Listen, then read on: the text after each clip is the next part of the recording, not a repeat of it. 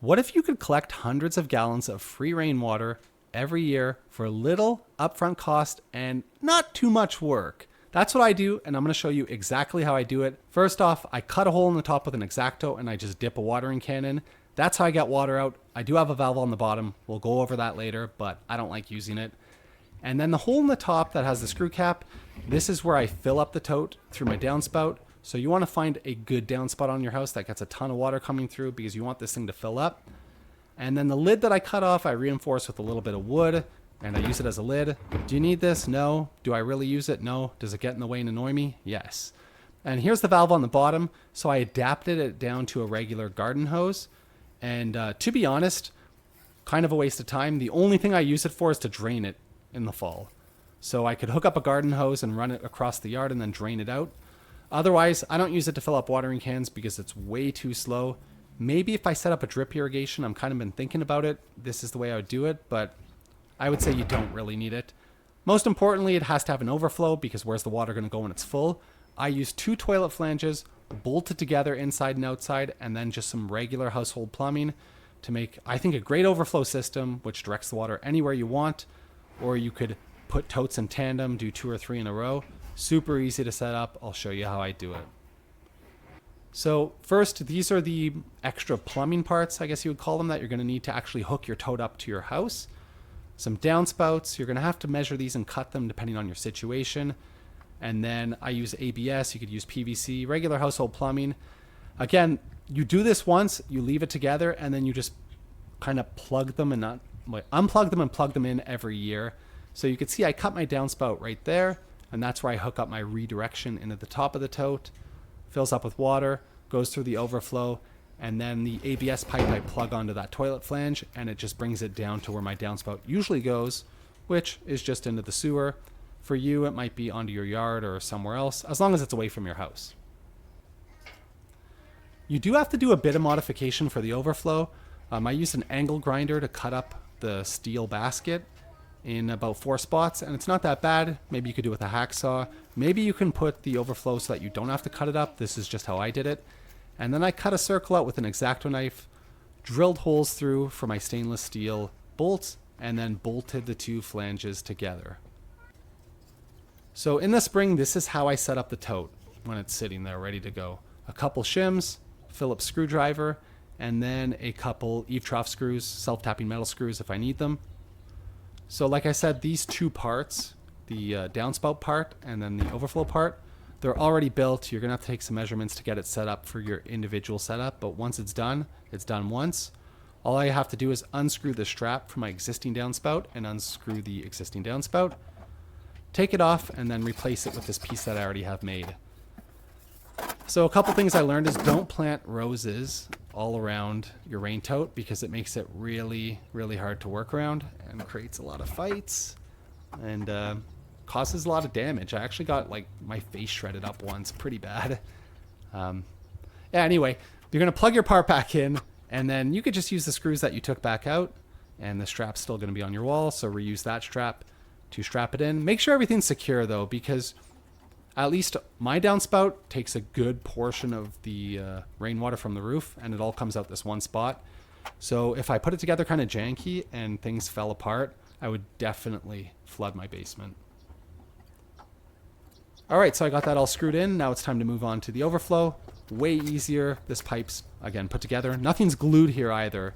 Everything's just press fit, so it makes it easy to take apart. And then I just press fit it back in.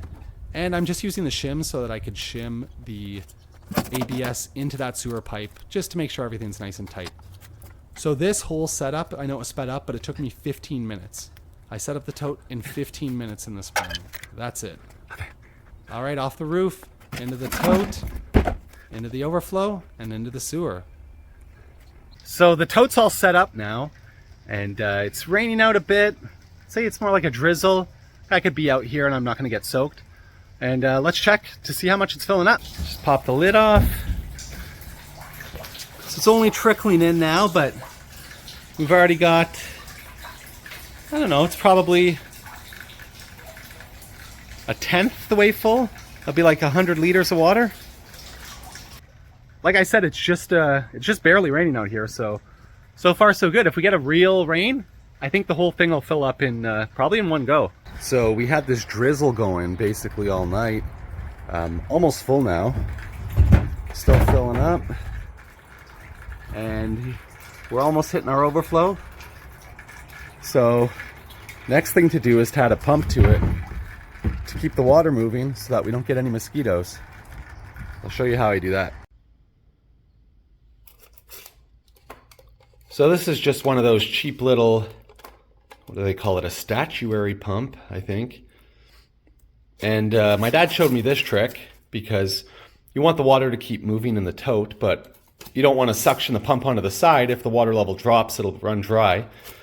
So all you got to do is get a piece of styrofoam and cut a hole where the discharge of the pump goes. So it sucks in water through here and pushes it out the top. And then I just use some, that's almost like, what's that called? Twist ties, that kind of material. And I just wrapped it around. So you put this in the tote and it just floats on top like this. And then as the water level drops, it goes down. And as the water fills up, it goes back up. So it always stays right on top. And then it just circulates the water out the top. Check it out. All right, so I got my pump ready to go. And all I'm gonna do is drop it inside. Make sure there's a little slack on the cord. And then run this cord into, got an extension cord here. Ow! These roses are nasty. Okay. Plug that in. Throw it back over the side. And that's it. So that's enough to keep the water circulating and you won't get any mosquitoes. So here's the valve that I was talking about. I have it adapted down to a garden hose, and I'm going to show you how it works to fill up a watering can and kind of why I don't do it. I could set it up a lot better. This garden hose that I'm screwing on, it's not even going on all the way. I have a different one. I don't even know why I have this one out here. Okay, so it's screwed in. I'm going to open the valve, which I said, again, a quarter turn valve would be way better because this is kind of ridiculous. I'm picky about these small things because once you do them 100 times, it starts driving you nuts. Yeah, I don't have it screwed down all the way. It's dripping out. But it does work this way. And if you're, maybe older and having a hard time dipping a can in the top, you can definitely fill up a watering can this way. I'm just kind of like aggressive and fast, so I get things done, and I ain't got time for that. So this is the way I do it. One dunk, whole can's filled up, just like that. I use it to water everything. It's the best water, non-chlorinated, works great in the garden.